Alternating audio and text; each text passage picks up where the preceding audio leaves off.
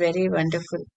Today is the 10th chapter we are going to do, and here Yogananji. Till now we have the previous sessions we understood how much anxious, how much curiosity was there in Paramahansa Yogananji from his childhood to meet his guru. So normally what happens is everybody wants, I want moksha, I want a moksha, I want, but he had this anxiety. He was very anxious to meet his guru. He just wanted to meet his guru. So he came to Himalayas. He was trying to go to Himalayas just to meet his guru, not that he will attain moksha. And like many others, but Paramahansa Yogananji always was seeking his guru, always was seeking his guru. And he did not accept so many other saints came in his life. He learned so much from many other saints, from every saint he met, every person he met on his way. He learned something or the other, and it was as if, the pages, it is like, how the onion is, you keep on peeling, peeling, peeling, and then, reach the center, the core. So, same thing was happening in Yogananda's life. Guruji's life, where he was meeting so many different people from different paths, and yet he was not agreeing to accept any other than who is coming in his dream, other than whose image was there, as if the intuition was there that this is the only person who's going to be my guru, and he's yet to meet his guru. So after meeting so many saints, he is still waiting to meet his guru. So today we are going to see what happens today. So now what happened is, now he's, as we have discussed earlier, he is in teens, Yogananji. When he's at this chapter, when he's mentioning this, he was around 15, 16 years old boy and very young. So his father had taken a vow from him that he will finish his high school and then only he can go to any, be it Himalayas or be it Haridwar or anywhere else. And now he has reached high school. He says that my promise to father, his father had been that I would complete my high school studies.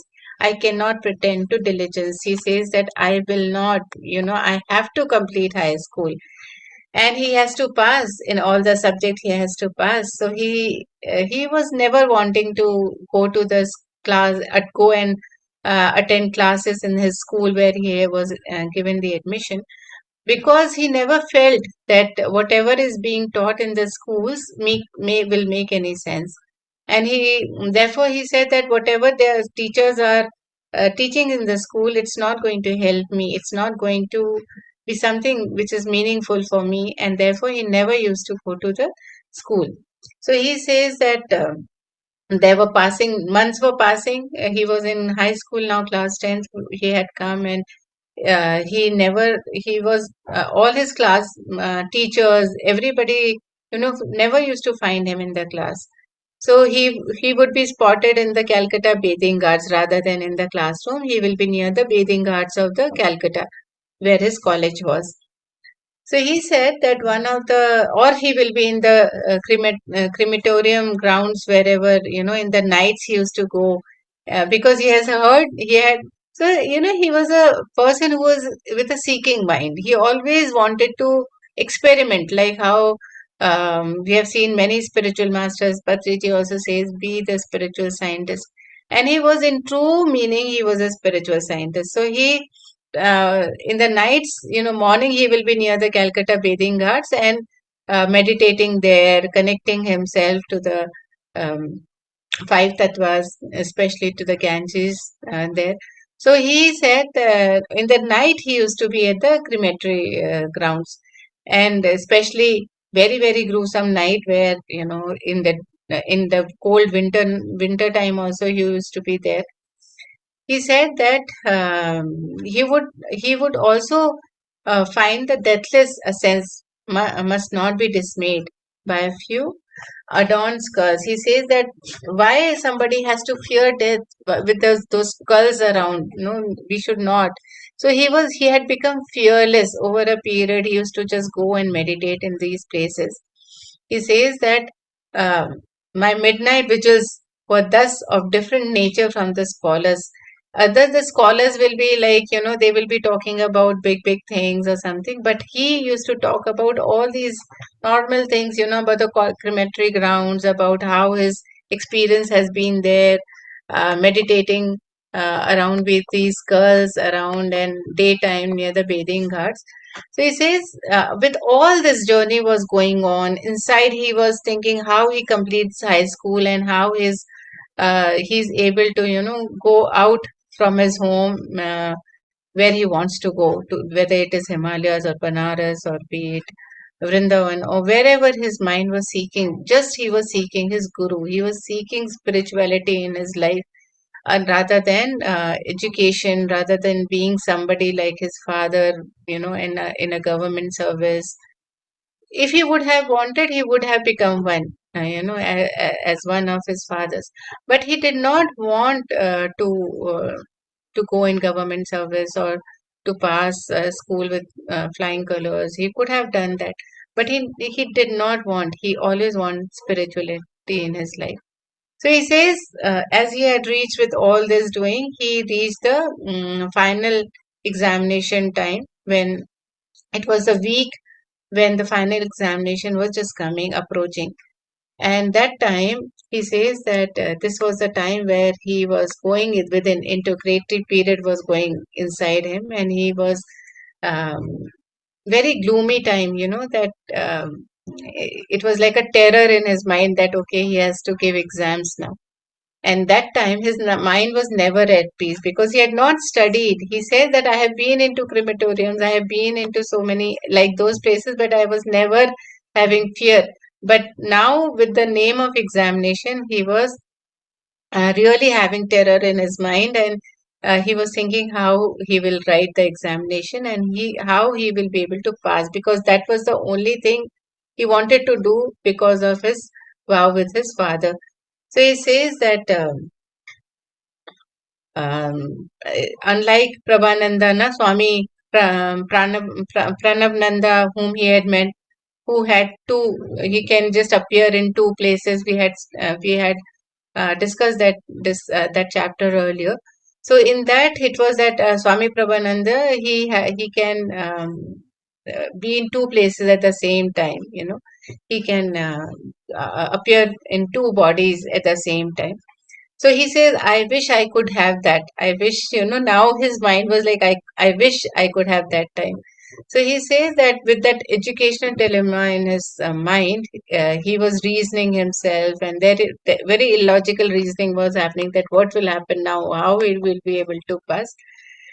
So all of a sudden, the divine plan, we should believe in the divine plan. That is what Yogananji is trying to teach us through this particular writing of this chapter. He says that during that time when he was going through so much, and yet he was a great meditator. He had become at this age also. He used to just fearless he had become, but now he was seeking divine mother, and he was seeking his guru in his life. And at that time, what happened is one of the friend, Mukund, calls him. Mukunda was his name before he was initiated in this Guru Parampara. So Mukunda, his classmate was there, and his name was Nantu.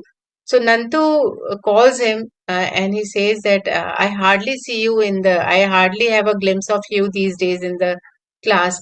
A classmate associated me. He was one of the classmate who was in Garpar Road College with him.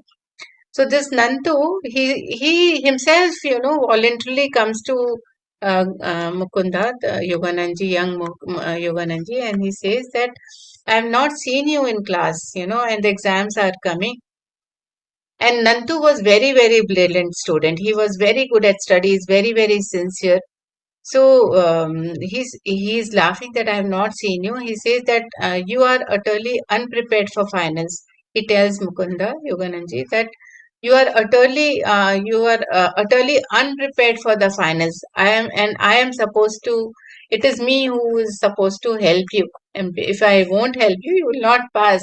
So he voluntarily comes and offers this help to Mukunda Yogananji, and he says the simple word was like, as if he has conveyed divine promise into my ears. Yogananji is saying that as if a divine promise has been conveyed. Divine has sent him. It is like that. It was appearing to him in his ears as if Nantu has been sent by divine to him. And it is a divine promise that don't worry, we are there. Divine masters are telling, don't worry, we are always there, kind of. He's hearing in his ears. So now when Nantu told him this, that okay, I will help you. Without my help you will not do. So every day he started, Mukunda, young Yogananji, he started visiting his friend Nantu's home. And Nantu used to be, he used to outline whatever, because he was a very brilliant student. So he knew some of the solution, what can come in the examination. His intuition was there. So all that outline solution he used to give to Yogananji for each and every subject. And he used to say that these questions, what I am telling you, these are others will be looking forward for it from me. These are the examination traps, and remember all the answers I have told you, so that you can pass, so that you will escape without injury. Means you will not fail. So Mukunda, seriously, whatever has been told to him since he is a meditator, Mukunda, he was able to grasp very fast, Yogananji, Yogananji. So he was, whatever he is being taught by Nantu, fast he was grasping everything. So night, and this was something that was, he was praying also, meditating also. So he says, all my subjects were ready. Nantu had coached me for all various subjects except for Sanskrit. Sanskrit was something he forgot. Nantu forgot to teach Mukunda. And he says that I reminded. So that night when Mukunda Yogananji remembered that okay, I have not prepared for Sanskrit now. So he reminded God that you have to send Nantu to teach me all the subjects, but the Sanskrit is left and you have oversighted. He's telling God that you have oversighted this and you have not remembered to teach Sanskrit to me. So what happens is morning, because he was in divine conversation all the time, he was in divine conversation. So he morning when he was going out for a walk, he was he was very jolly kind of a person, swinging his legs side and going from one side of the road to the another side and just uh, enjoying his short walk. And all of a sudden, he sees that there was some weed was kept in the corner side of the road. And he sees some loose papers, printed sheets, which has been fallen there, and his eye catches those papers, printed sheets. So when he goes then picks those papers, they were Sanskrit words. They were verses from the Sanskrit. So when he picks them up, he goes to one of the pandits, one of the priests around, and tells the priest to help him to understand those Sanskrit verses which has been written in these printed sheets, and takes the help from that pandit for the interpretation. So when the Pandit started reciting it, then he says that the voice of was filled, the air was filled with that, as if the verses were ringing bells in the air. It was like that. So he says that these stanzas which are there in the Sanskrit may not be, these are exceptions, and how these will be coming in. He didn't even know what is the syllabus in the Sanskrit, what is it there. And when he picked up those sheets, he just was prepared with those verses. Whether they were part of the syllabus or not, that also he did not know. So he says that familiarity was there, that the particular poem enabled me the following day to pass the Sanskrit examination. And divine plan, you can say, or divine, it was his luck that those verses came in the examination. Same verses came in the examination. And he was able to remember how that Pandit had helped him to, that priest had helped him to understand each and every verse which was there on those crumbled papers. So, with Nantu's help and Divine's help, he was able to pass all the examination. He got the passing mark in all. He just, passed in high school. And then he was very, very happy that at least he has passed the high school as he had promised his father. He had deep gratitude to Nandu, who helped him to prepare for the examinations. So he says that, I came across a discarded book whose author had denied God precedence in the examination hall. I could not restrain a chuckle at my own silent comment. Says that I didn't even know, that what is going to come. It would have only add to his fellow confusion if I were to tell him that divine meditation among the cadavers in shortcut to the high school diploma. He says if I would tell somebody that, meditation helped me, nobody will understand. It will create confusion in their mind. But it was truly for me, it was meditation who helped me to pass. It was a shortcut to the high school diploma I got because of the meditation. And nobody else who, except for who is a meditator, can understand that he was selling. So even if he would tell Nantu that, it was a divine plan, he will also not understand, though he has been so helpful. But he was sent by God. He was angel at that time, kind of into the divine plan. So he says that when he goes home together with his friend Jitendra, one friend was there, Jitendra Majumdar, who was a very young friend, and they have been friends from the college. So he says that they decide that they want to go to a Mahamandal hermitage in Banaras. After he passed high school, so both of them, both Jitendra and um, Mukunda, young Yogananji, decides that they will go to Mahamandal hermitage, which was kind of famous that time in Banaras, and receive its spiritual discipline because their mind was toward the spirituality. So they feel that now we are done with the high school, let's go to the hermitage in the Banaras and receive the spiritual discipline. So both of them decides like that. And then since his mother's death, we know that okay, Yogananda's mother passed away, and how he felt aloof after his mother's death. He says, "My affection had grown especially tender for my two young brothers." So he was, though he wanted to go towards the spiritual path, we also have that, right? Lot many times there will be times, for example, if there is any, we have to go for 2 or 3 days for a spiritual tour, somebody or somewhere, we will have to leave our family members if they are not practicing meditation with us.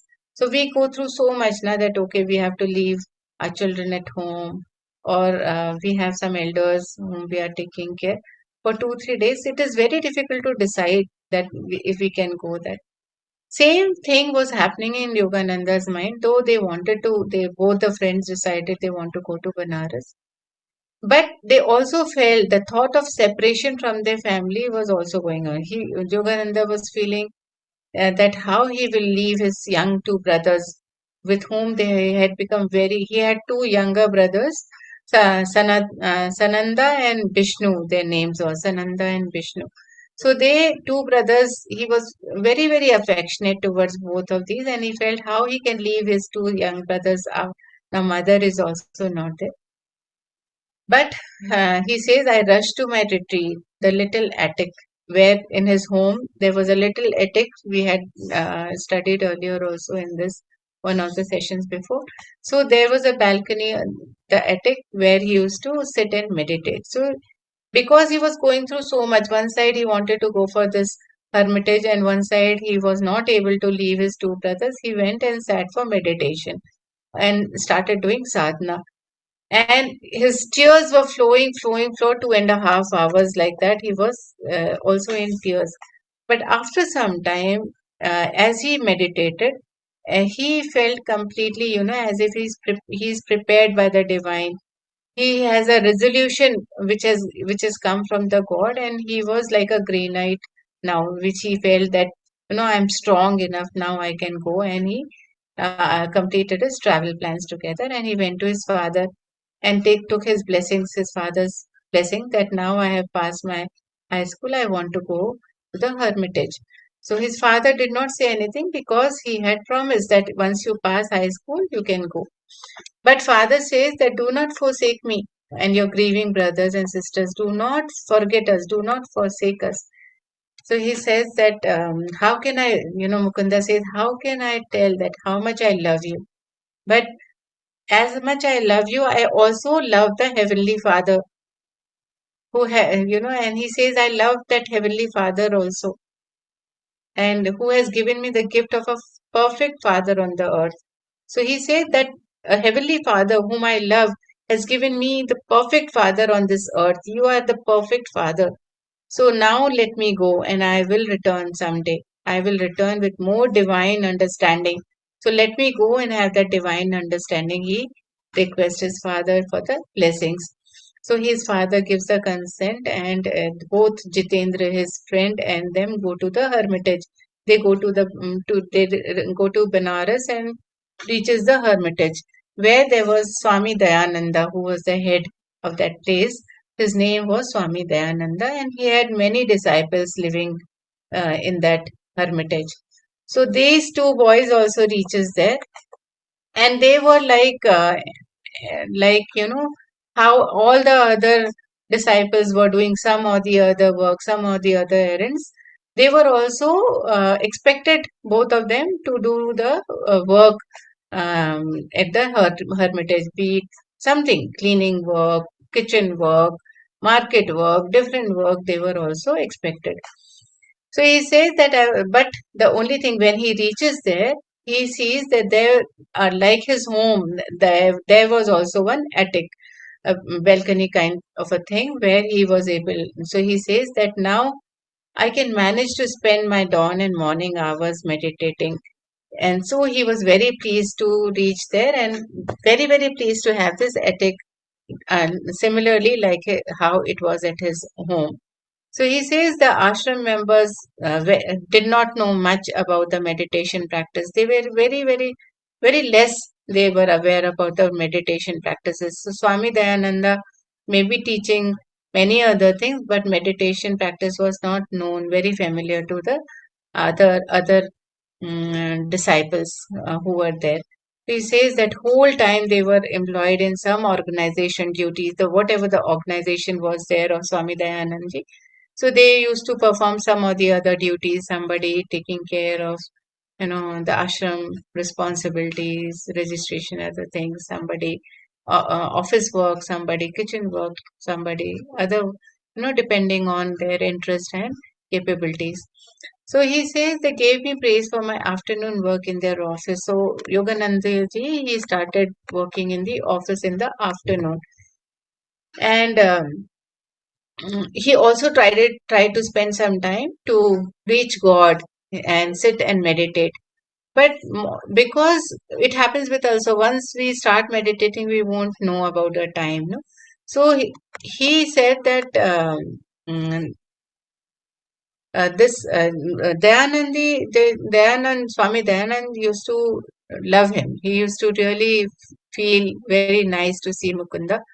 And he says that you do your work, but there were other disciples, they were not very happy because they used to work and he used to meditate. He will keep meditating for morning and evening while others were working. So somewhere that atmosphere became strange, very, very, difficult for him. So he says that, but he stayed in the ashram because he had a spiritual seeking mind, and uh,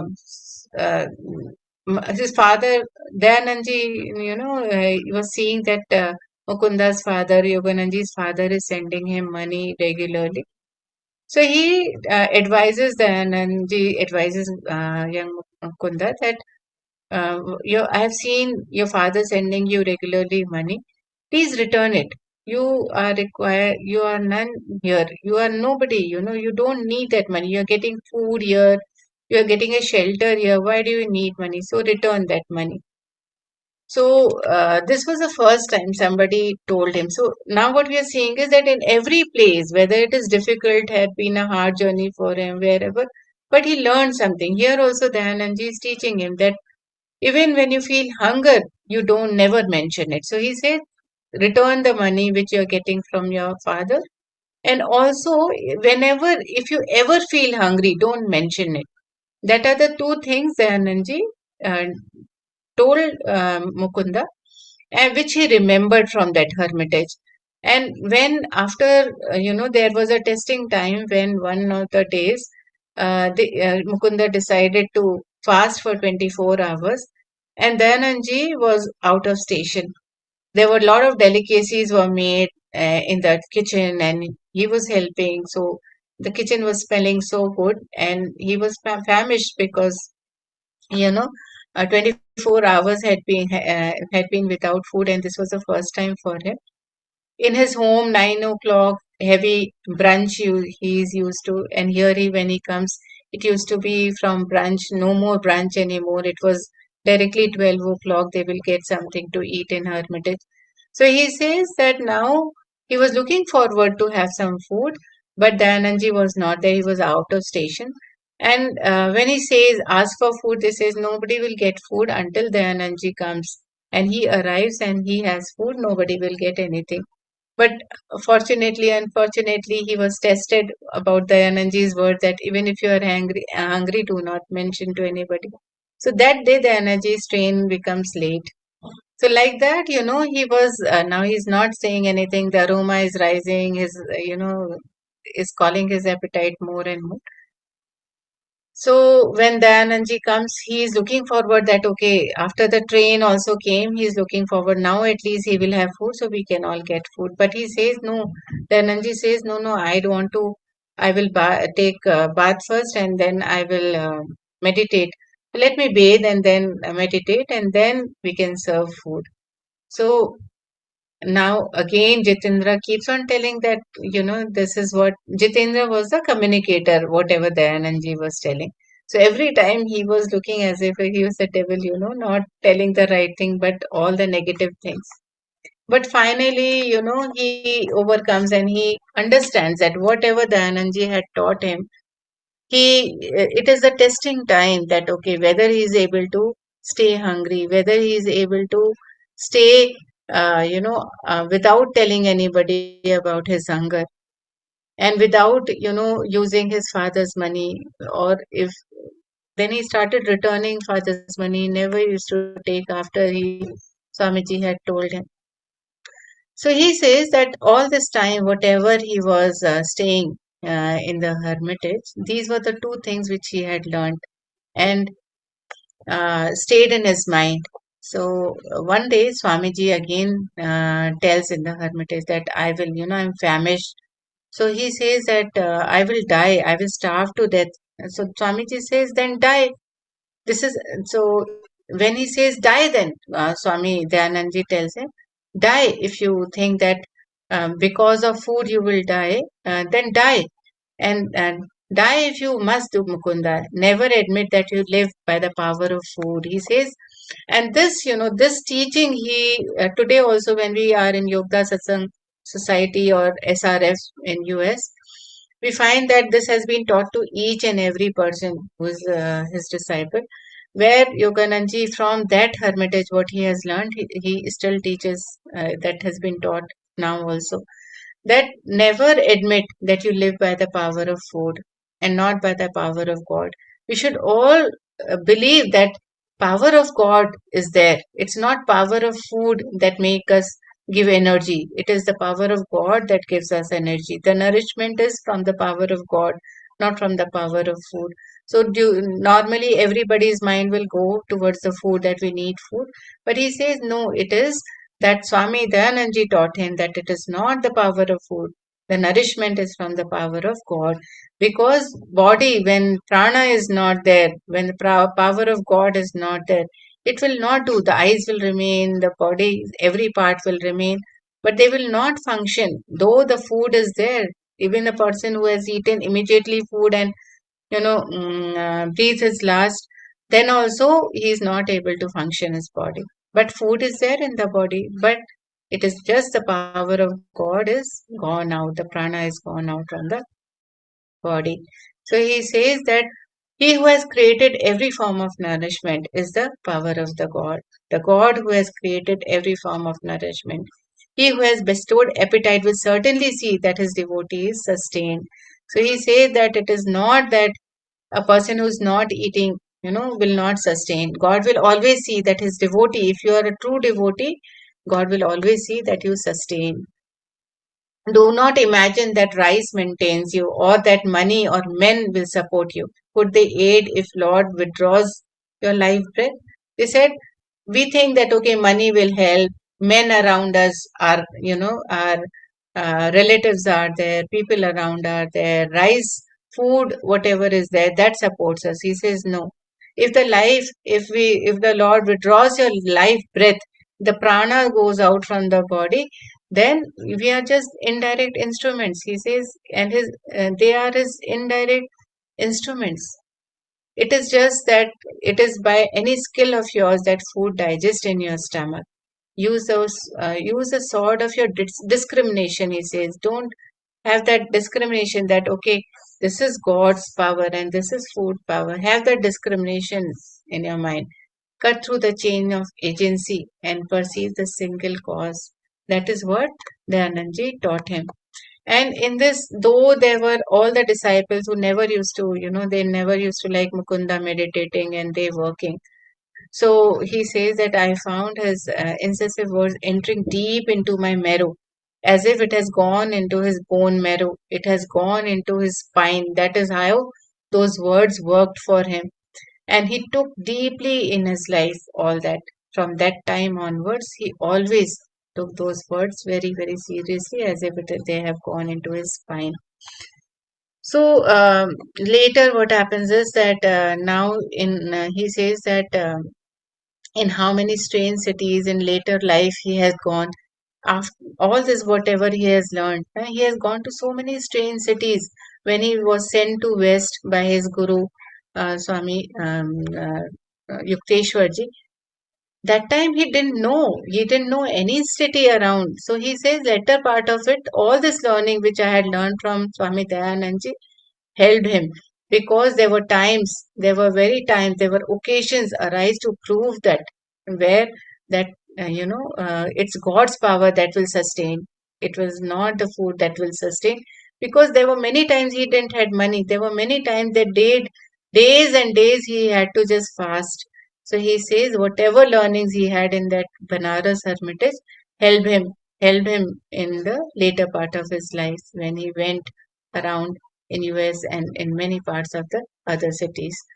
He says that now he was also, from Calcutta, he remembers the amulet which his mother had given, and he was still searching for it because it had disappeared. So his mind was sometimes into it that where he will find it. It was talismanic, so maybe, it comes back again. So he had that in mind, but so that was going behind his in subconscious mind. So later, what happens is that this all his Dayanandji's followers, the other Swami Dayanandji's other followers were there. They were their behavior was getting worse with Mukunda because of the work they were doing, and he was meditating sometimes, or he was busy in the office and many other work. So he says that he was also getting torn by spiritual anguish. There were times where he felt torn that what to do. I'm here. I've left my home to in seeking spirituality, and here, if I don't do that, then I am not here to run errands of the organization here. So sometimes he used to tear himself apart. You know how it happens with us, that whether we should do our work at home. There are so many our responsibilities towards our family and towards our, um, in many things in our life. And one side is spirituality. Sometimes people are torn apart. The same thing he also feels in his house. And he used to go to that attic and just meditate sometimes, resolve a prayer otherwise, just for a few seconds, sit there and pray to the mother that show me the merciful mother, show me send my guru to me. I want to meet my guru. Teach me thyself through visions or through a guru sent by thee. He used to pray like that. Teach me thyself. Give me vision that, or you send the guru through you.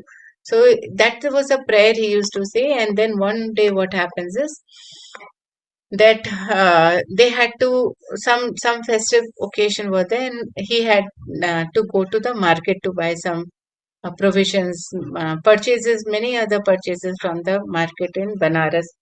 So one of the disciples of Swami Dayanandji, whose name was Habu, and both of them, they go to the market, Bengali section of the Banaras. There is one place where all the Bengali kind of whatever food requirements are there, provisions, etc., vegetables, etc. That all types are in one place in the Banaras.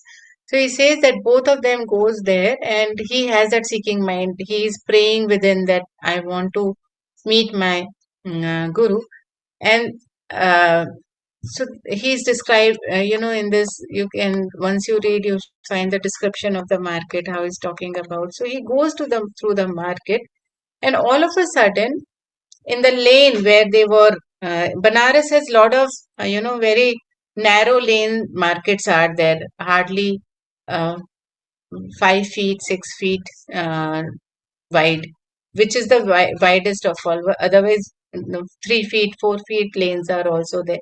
So that is an ancient city where very, very narrow lanes are there. Market is also narrow. So he sees a Christ-like man in the, brownish ochre robe, a Swami ji standing motionless at the end of the road. So if he is this side, he is seeing end of the road when Swamiji is standing with the ochre robe. And he feels that he is very familiar face. He says that he felt this person, and he is very familiar. And with a very hungry gaze, he is trying, Mukunda is seeing that person, who is standing at that very, very divine light is coming, as he's saying, Christ-like man, na? Very humble, very. Some people are there, na? The aura is so deep, so much attracted, so much magnetic. Same kind of person he was able to see on the road. So he's thinking that I'm confusing, he in this mind he's saying, oh, I am just, it is, I'm dreaming, I'm just seeing something as a dream. It's not true. Somebody is not there. He feels he's like a guru, but he feels, no, I'm dreaming. And then he walks on, keeps doing his work. But after 10 minutes, his leg become completely numb. He's not able to move. He's stuck. His feet are stuck on the, as if, it is glued on that place. So he says that as though turned to stone, my feet has become turned to stone, and I'm unable to carry them further. So he said, very, very, laboriously, I'm able to turn around and regain my feet's normalcy. And I could see again, in the I faced opposite direction. Again, the curious weight oppressed me. When he again turned on the opposite side, and his back is turned towards that Christ-like man, then again his feet was getting numb and stone-like. He says that as I'm turning towards that man, my legs were becoming easy and I was able to move. As I'm turning, they were become stone-like. So the saint was magnetically drawing me to him. He says that as if that saint is following me. So when, and Habu was also seeing that what is happening, he was also observing and laughing because he could not understand. He could not understand all this, whatever was happening. But Mukunda, the young Yogananji, was able to understand all that. So what Mukunda does is he leaves his bag there to Habu, gives them to him, and he moves towards that Christ-like man. And when he reaches there, few steps ahead, then he sees, and he is able to see his face clearly, that man, and he says, he calls out. First time seeing somebody, he met so many swamis, so many saints earlier, but he never accepted them as guru. But this person whom he is seeing, he calls out from his heart. He calls out Guru Deva. By seeing the divine face, he understands this is the Guru I am seeking. He is the person whom I am seeking. And he says that it was none other than that of my thousand visions, which I had so many visions, thousand and thousand visions he had of his Guru through his intuition, through his, dreams. And he says, this is the person who is my Guru. And he says, Guru Deva. And then he just describes how he is looking. Swami Shivteshwarji's face, no, having a beard, and all those who have seen his picture or read his books, you would have seen his face. So he's describing that face, and he says, "Oh." So he, after some time, Swami Yukteswaraji, he says, "Oh my own, you have come to me." Swamiji, he calls Mukunda and he says, "You are my own. You have come to me finally." And when his Guruji, Swami Yukteswarji, utters his words in Bengali, he utters, and his voice has tremendous joy. Swami Yukteswarji's voice has joy of finding him back. That he's always been there with Mukunda, with young Yogananji. It's just that they have met now, but they have been in so many lives together.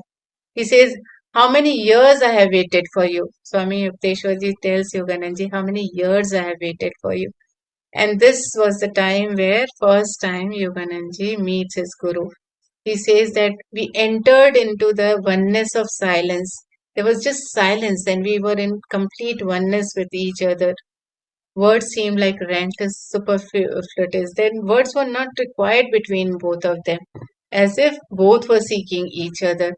And this was the time where he says that dramatic time, past, present, and future are its cycling scenes. Everything in within seconds, everything, as if like a movie flashed between both of them. And this was not the first son to find me at the holy feet. He says, so many like me, so many other bright sons have been there at his holy feet who have found him as Guru Sri Yukteswaraji and my hand in his own. So Guruji takes his young Mukunda's hand in his hand, and he says that he takes him to his residence, a temporary residence, because Swami Yukteswaraji had come to meet his mother in Banaras. Though he did not stay in Banaras, he used to stay in Sri Rampur in Odisha. So he takes Mukunda to his residence in Rana Mahal. Place is there. One section of Banaras, a place is called Rana Mahal. That is the place he was staying, and they go there, spend some time together, eating mangoes, and and Mukunda is just seeing his face. He's just seeing his guru all the time as they are talking to each other. And Yukteswarji is able to, he knows everything, whatever is going in subconscious mind and in his mind right away in Yogananji's mind. And he says that I will give you, just to test him, he says, I will give you my hermitages and all I possess. Swami Yukteswarji says. So Yogananji says, I don't need. I said, I have not come here for that. Those are your treasures and troves I am after. I'm not there. These are your treasures. I do not need them. So he says that I will give you unconditional love. Swami Yukteswarji says. When he says that, it is like precious words for Yogananji that he will give him unconditional love. So Guru is telling like that to disciple. What more somebody will want, right? So he says, Swami Yukteswarji says that I will give you unconditional words.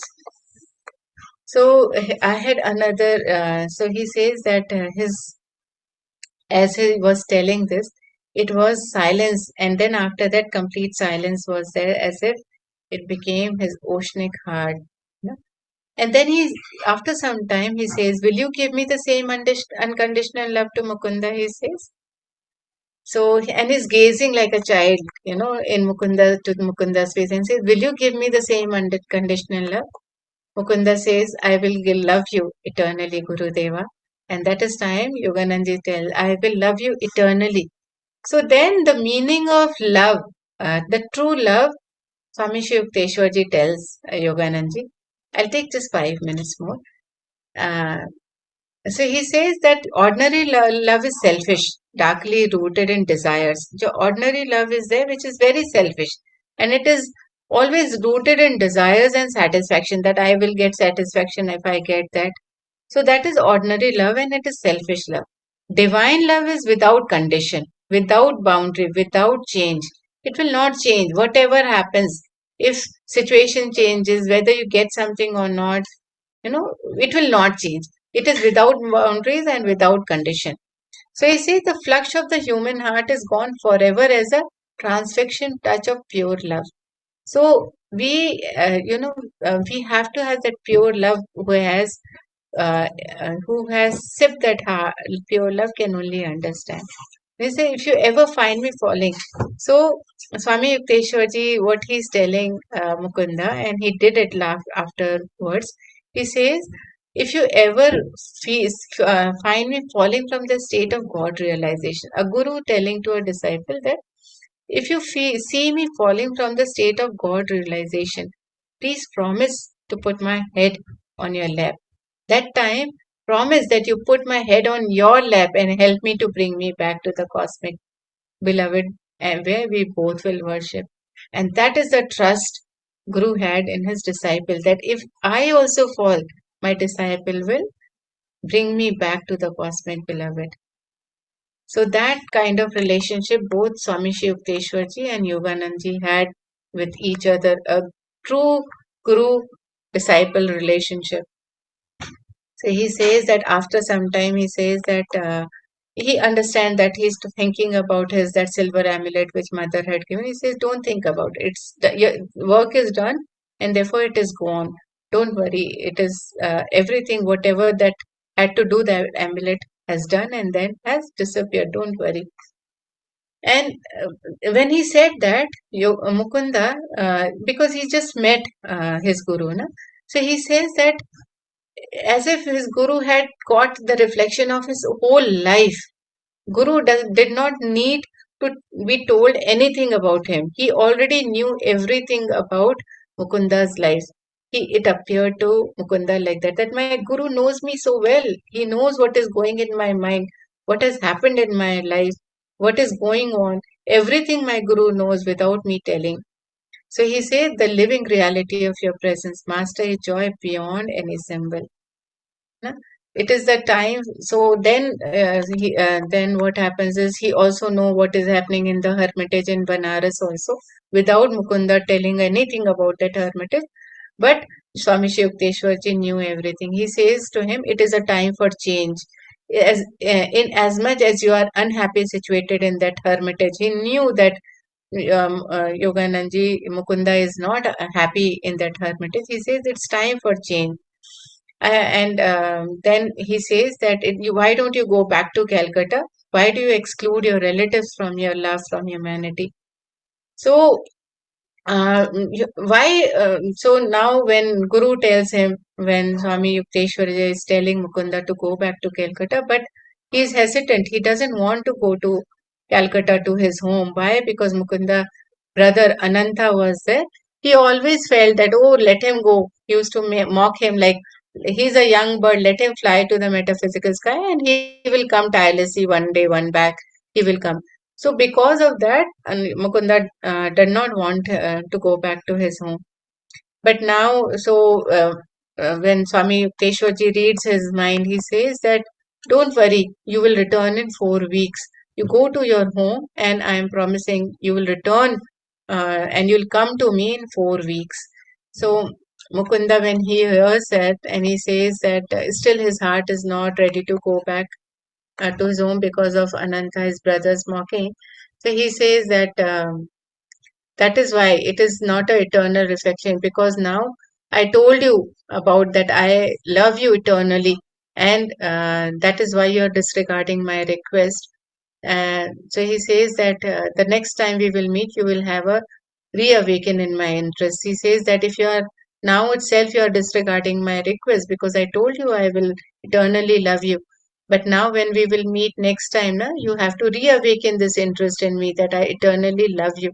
Because now itself I want a disciple. He says that there must be complete surrender of by obedience to my strict training. He says that whatever from now, if you want that I should be your guru, then I want a complete surrender of obedience. You should obey to completely surrender that whatever is being told to you, that is a strict training under me that will happen.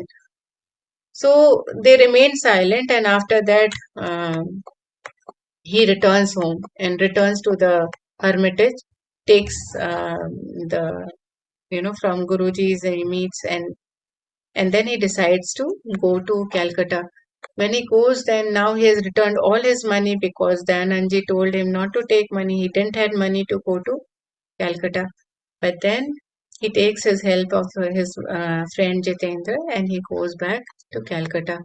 And then we will see after 4 weeks, as his Guruji has told, whether he goes to Sri Rampur. And then he asks they have talked so while, so much. And then he in between he asked his this Guruji that, okay, may I know your name? Because he had flashes of his uh, glimpses of his face, many times, thousand times in his dreams, in his intuition, and many times.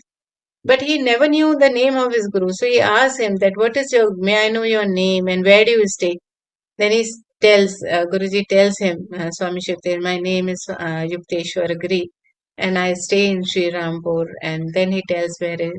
So then that is how they knew each other, and that is how Swami Yukteswaraji and Yogananji meets first time in Banaras.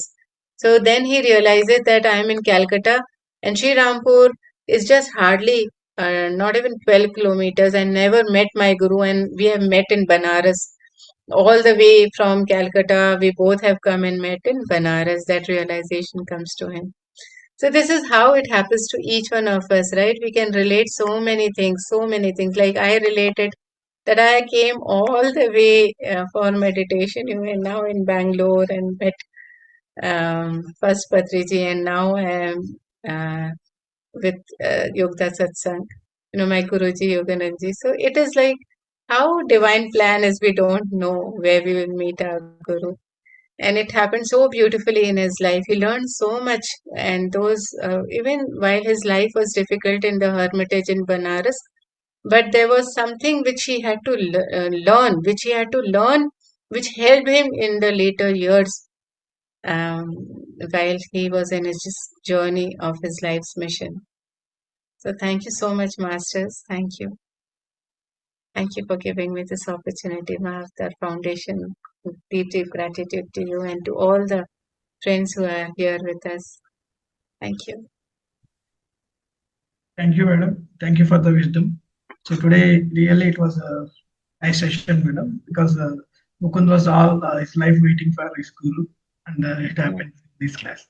Now So he anyway, passed high school without studying, yes, So yeah. He meditation went to helps many saints in and many everything. yogis across India, but he didn't get that feeling to master. Yes. This. Yeah. So it And all. finally he passed high school without studying, and how Master's divine helped him in all the way. Nice. Yes. Any other masters want to respond? You can raise your hand. Yeah, if anybody can relate something from these uh, life stories of Yogananji, please share.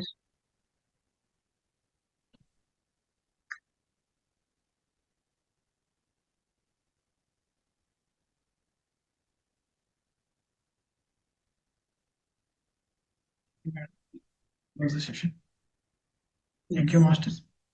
So let's thank Universe and Mahavatar Foundation for giving us this platform to learn wisdom from many masters. And let's thank all the masters who have attended the session. Thank you all. Please don't miss the session tomorrow. Tomorrow will be the part continuing to this session. See you all tomorrow.